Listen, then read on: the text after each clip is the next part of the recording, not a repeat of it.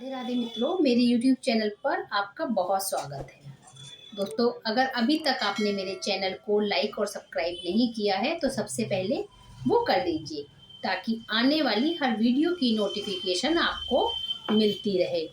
दोस्तों, कलयुग में लोग बाग कैसे अच्छाई का बदला बुराई से लेते हैं, ये आज आपको मैं कहानी के माध्यम से बताऊंगी। दोस्तों, कलयुग में अगर हम किसी का भला करते हैं तो वो हमें उसका फल बुराई के रूप में ले देता है, क्योंकि यह कलयुग है। लेकिन फिर भी हमें अपना अच्छा कर्म करने से नहीं छोड़ना चाहिए, क्योंकि जो बुरा करता है हमारे साथ, ईश्वर भी उसके साथ कहीं ना कहीं बुरा करता है। तो दोस्तों, सतयुग हो या कलयुग हो, हमें अपना कर्म करना है। हमें अच्छे कार्य करने हैं तो करने हैं। कैसे करने हैं वो आज आपको मैं कहानी के माध्यम से सुनाती हूँ। एक बार एक सज्जन मनुष्य अपने गांव से खेतों के रास्ते से निकल कर जा रहा था। वहीं पास में उसे झाड़ियों में देखा उसने वहीं पास की झाड़ियों में उसने देखा कि एक सर्प झाड़ियों में फंसा पड़ा है। उसका पूरा शरीर लहूलुहान हो गया, उसमें कांटे चुभ गए। उस सज्जन मनुष्य को उस सर्प पर बहुत दया आई। सर्प दर्द से चिल्ला रहा था, छटपटा रहा था। उस सज्जन मनुष्य ने उस सर्प को झाड़ियों से बाहर निकाल दिया। जैसे ही सर्प झाड़ियों से बाहर आया, उसने उस मनुष्य का धन्यवाद देने के बदले बोला, अब मैं तुझे डसूंगा। इस पर वह सज्जन मनुष्य बोला, मैंने तो तुम्हें झाड़ियों से निकाला है, वरना तुम वहां पर सड़ सड़ के मर जाते। अब तुम अच्छाई का बदला बुराई से क्यों दे रहे हो? तो सर्प बोला, कलयुग का यही नियम है, जो जिसके साथ अच्छाई करता है उसके साथ उतनी ही बुराई होती है। अब मैं तुम्हें डसूंगा, क्योंकि डसना मेरी प्रवृत्ति है। अब सज्जन मनुष्य ने कहा, चलो इस चीज का फैसला हम किसी तीसरे से करवाते हैं।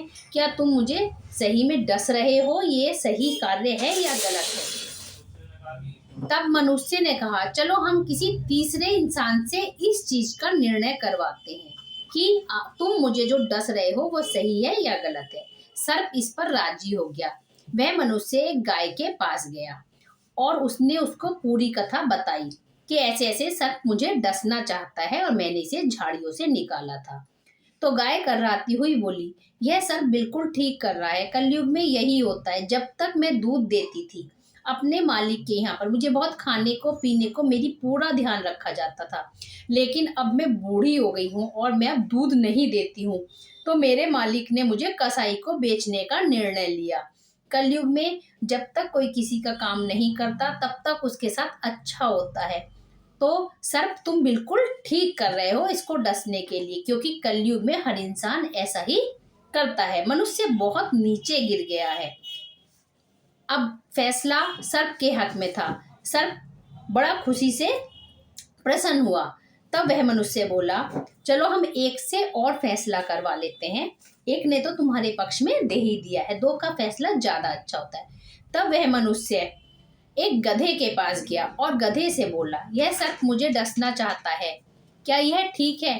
तो गधा बोला, यह सर्प बिल्कुल ठीक कर रहा है। जब तक मैं अपने मालिक का बोझा उठाता था, उनके धुले हुए कपड़े इधर से उधर लेकर जाता था, तब तक मेरा मालिक मेरी खूब सेवा करता था और मुझे खाने पीने को देता था।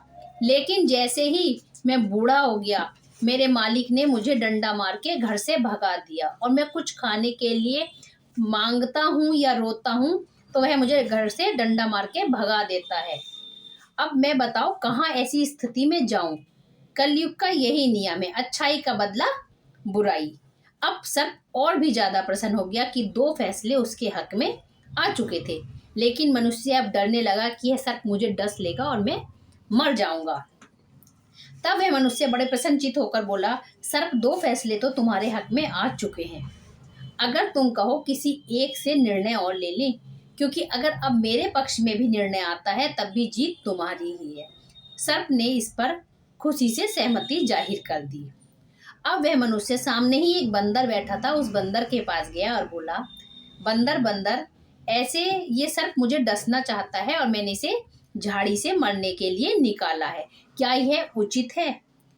तब वह मनुष्य बंदर बोला तब बंदर मनुष्य से बोला, पहले मुझे वो जगह दिखाओ, मैं ऐसे किसी के पक्ष में निर्णय नहीं लूंगा, मैं पूरी इंक्वायरी करूंगा तभी किसी चीज के पक्ष में निर्णय दे सकता हूँ।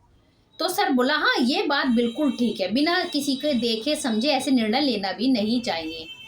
तब वह मनुष्य, सर्प और बंदर उस झाड़ी के समीप चले गए जहां पर वह सर्प फंसा हुआ था। तब बंदर मनुष्य से बोला, अब इसको झाड़ी में से मेरे सामने दोबारा निकालो, तब मैं देख मानूंगा कि तुमने इसे झाड़ी से निकाला है और ये तुम्हें डस रहा है, वरना मैं क्यों मानूं, क्या पता ये सर्प बाहरी हो। तो सर्प बोला हाँ हाँ ये भी ठीक है। मनुष्य ने उस सर्प को उठाकर फिर से झाड़ियों में फेंक दिया।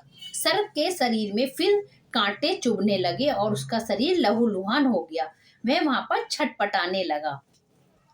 तब मनुष्य बोला, अब मैं इसे झाड़ी से निकालता हूँ। तब बंदर बोला, रुको, जो जैसी करनी करता है वैसी ही भरता है, अब इसे यहाँ से निकालने की कोई जरूरत नहीं है। इसने अच्छाई का बदला तुम्हें बुराई से दिया और ईश्वर ने तुम्हें मुझसे मिलाया, यह सिखाने के लिए कि जैसी करनी वैसी भरनी। तुमने अच्छाई की, इसने आपके साथ बुराई की और इसको अंत में बुराई का बदला बुराई से मिला। अब इसको यहीं छटपटाने दो, यहीं सड़ने दो और ये यहीं सड़कर मर जाएगा। दोस्तों, इस कहानी से हमें क्या शिक्षा मिलती है? हमें ये शिक्षा मिलती है इस कहानी से कि हमें हमेशा अच्छे कर्म करने चाहिए। जब हम अच्छे कर्म करते हैं तो कुछ टाइम हमें ऐसा लगता है कि हमारे चारों तरफ केवल बुरे इंसान हैं जो हमारा बुरा चाहते हैं, लेकिन ऐसा नहीं है। ईश्वर हमारे साथ होता है और लास्ट में हमें उन सज्जन मनुष्यों से मिलवाता है जो हमें सद्बुद्धि देते हैं और हमें हर कठिन राह से निकाल कर ले जाते हैं। हमें सर्प नहीं बनना है, हमें बनना है वानर और मानव। हर इंसान को अच्छाई और अच्छे रास्ते पर लाना है और स्वयं हमें अच्छे रास्ते पर चलना है। जब हम बदलेंगे तभी दुनिया बदल सकती है।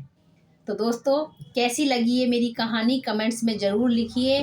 फिर मिलते हैं एक नई स्टोरी के साथ, कुछ नया लेकर, कुछ उपाय लेकर। तब तक के लिए राधे राधे।